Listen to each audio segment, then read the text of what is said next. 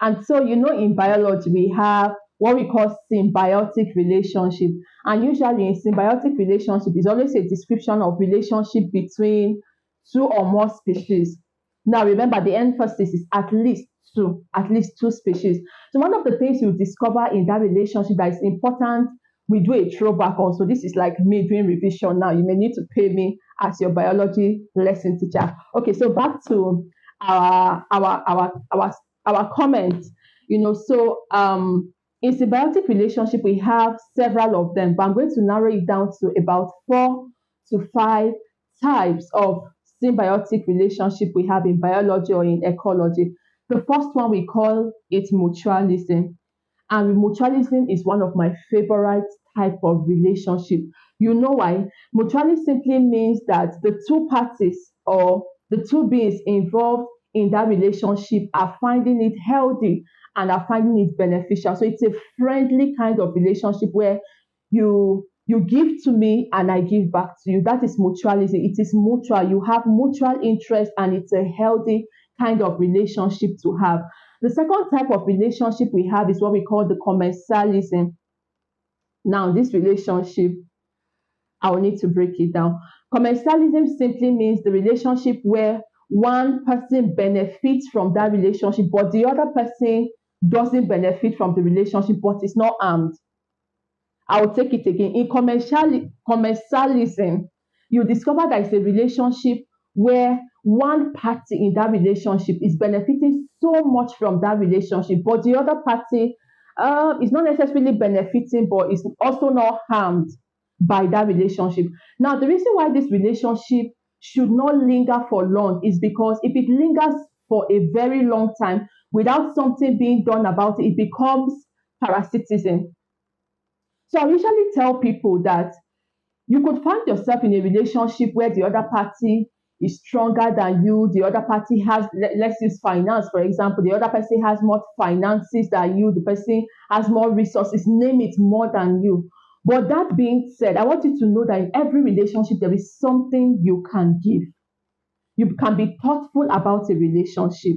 You can be mindful of the person you are in relationship with. And don't forget that it can be a relationship with a spouse, even with God. Some of us do that. God, give me, give me, give me. And you never seek to advance God's agenda here on earth. That's commensalism. Now, what we are trying to correct is to move you away from commensalism to mutualism, where it is of mutual benefit. Now, back to the same word, commensalism. One of the things that happens on a long run is that the other person who is neither necessarily benefiting or not being harmed in a relationship on the long run may get tired of that relationship.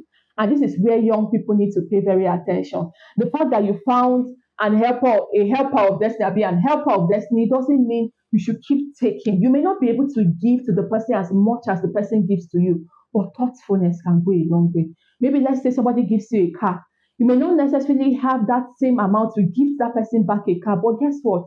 You can hand the person a flower, a thank you card. Something has to leave you to the person who you're benefiting from. Let's move to the third type of relationship we have, which is the parasitic relationship now.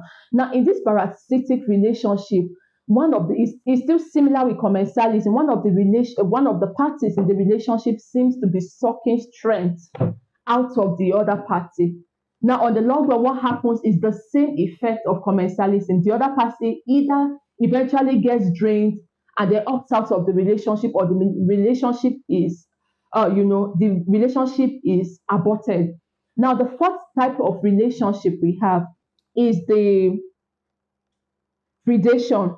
That one is a brutal kind of relationship, because in predation, all the party is seeking to do is just to take from the other party, even to the point of death. Yes, we've had situations. Remember, I'm using biology as an example. Now, we've had situations where somebody takes to the point of draining somebody completely. That is called the predation types of relationship. And the last one is a competitive type of relationship. Now, this type of relationship is most often found when there is similar interests. Take, for example, there are two business people selling the same thing and they are supposed to bid for a particular contract. What sets in in that kind of relationship is the competitive type of relationship. Now, however, when it's all said and done, the idea is one person will eventually maybe take the contract and the other person may go on. But what I always emphasize in this kind of relationship is it shouldn't get to the point where it is not healthy. You can be in the same business doing the same kind of thing, but it is healthy. Healthy in such a way that if a contract comes and you cannot even handle the bulk of the contract, you're able to reach out to somebody who is in similar kind of business or who has similar skill set and can collaborate with you. And that is why it is important that we nourish our relationship, because when you nourish your relationship, one of the blessedness of relationship is that you get to collaborate. You get to collaborate. You can't do everything by yourself. That's the honest truth. But there is beauty in collaboration, and not just beauty in collaboration. There is also speed. There's the kind of speed you gain when you collaborate. I believe this has reminded you of biology. I believe this video has also reminded you of the kind of relationship you must align yourself with, which is mutualism.